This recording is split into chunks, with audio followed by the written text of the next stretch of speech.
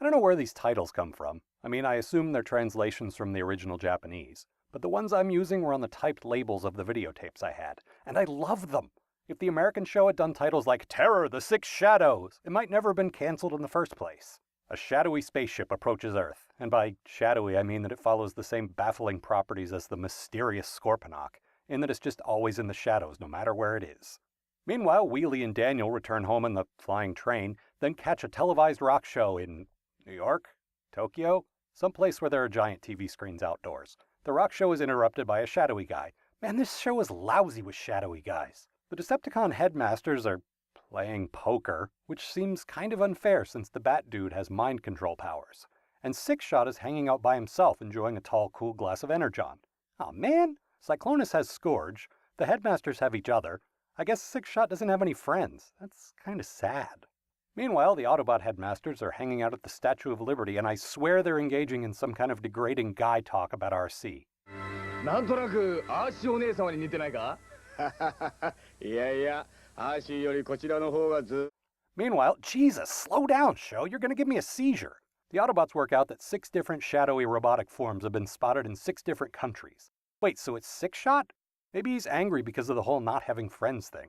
Then Soundwave pulls the trick that he's been using literally since the first 3-part story, having one of his bird guys hiding in Autobot HQ, then returning to him with some kind of vital intel. Hey, you don't mess with the classics, man.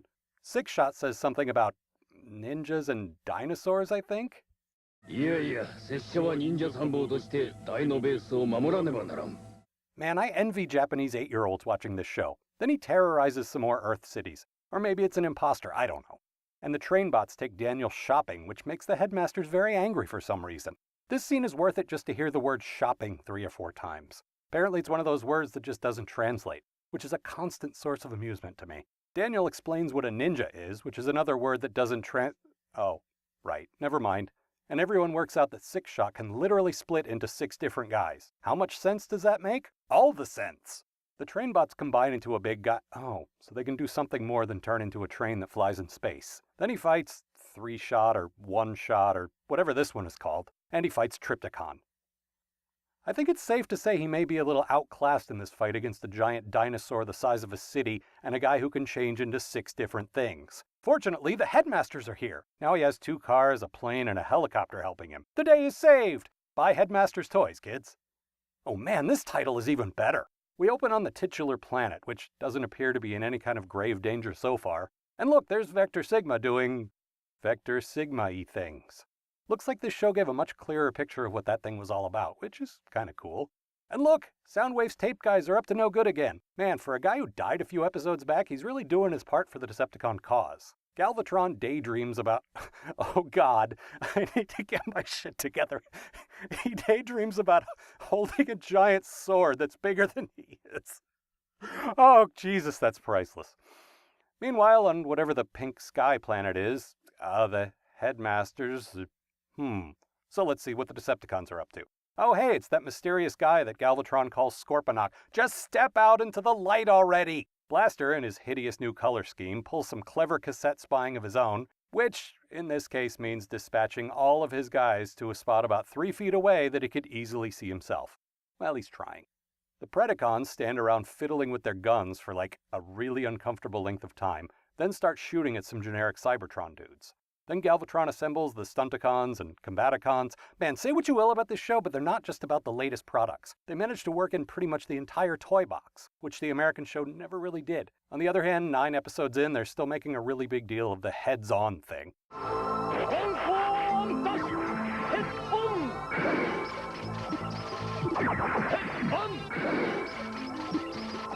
All those Decepticons make an assault on Vector Sigma, and the battle is so enormous that the animators have to resort to using stills. Hey, you guys got ambitious. That's a lot of guys and a lot of lasers. I'll give you a pass on this one. Blur seems to... Well, looks like he has to poop. So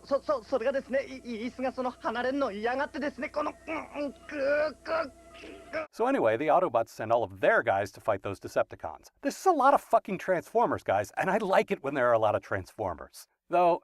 maybe this hold the guy in place while another guy kicks him lightly tactic may not be the most efficient. Oh shit, this fight must be serious. They let RC leave her chair and fight with the boys. That or she's there to make weepy comments about all the destruction. Damn it! Then all the combiners fight. All of them! Well, not Devastator. All the good ones.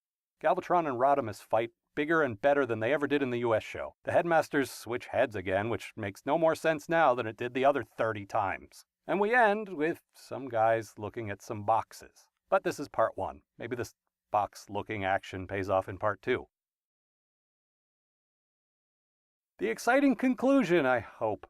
After some boring talk scenes, we return to the big fights. Bruticus and Defensor exchange trash talk, which I can only assume amounts to, "You fight like a dairy farmer. How appropriate, you fight like a cow." Then Rodimus, wait, hang on.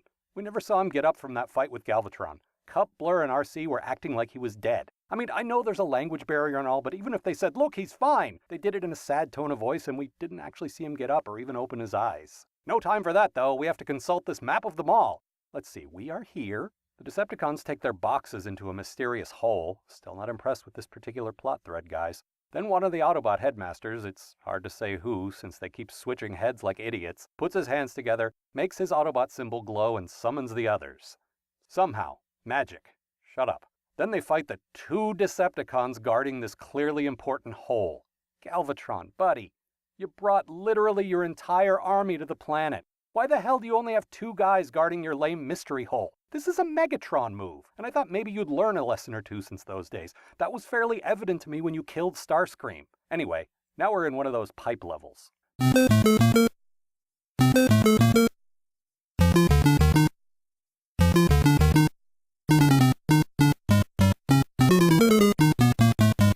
Back on the surface, oh man, there's Devastator. I bet he loses. The Bat Guy is attacked by bats, which I guess is ironic or whatever, but his hilarious pratfalls lead him right to Vector Sigma, which, from what little dialogue I've been able to pick up on, is what they were after all along. Then he sets up the... Oh, they're bombs! Bombs are the least boring kind of box. I take it all back. Hard Brain or Dome Brow or whoever tries to remove the bombs, but I guess they're stuck there with crazy glue, which you'll remember is strong enough to hold a man suspended in midair. Blah blah, talking scene, blah blah, another talking scene. Does all of this really qualify as grave danger? Holy crap, they blew up Holy crap, they blew up Cybertron! I mean, the actual planet appears to be there still, but it's pretty clear that it's nothing but ruins now. I mean, more than it was before. Then Rodimus just leaves. So many unanswered questions. Why did Rodimus leave? What was all that about with Galvatron and the sword? Okay, 2 questions. Friends, fellow nerds, anyone with even a passing familiarity with Star Trek. On the first weekend of March, that's the 1st, 2nd, and 3rd, my podcasting co-host Matt Robotham and I will be manning a table at the Emerald City Comic-Con. More importantly, we'll be conducting an official, con-sanctioned panel for our Star Trek-based post-atomic horror podcast. This will be the first time I've officially been asked to perform comedy before a live audience. It's kind of a really big deal. So if you can make it, the panel is on March 3rd at 2 p.m. in room 2AB. We'll be at table 006 all weekend if you'd like to come shake my hand or correct me on some nitpicky detail or whatever. Please, come support us!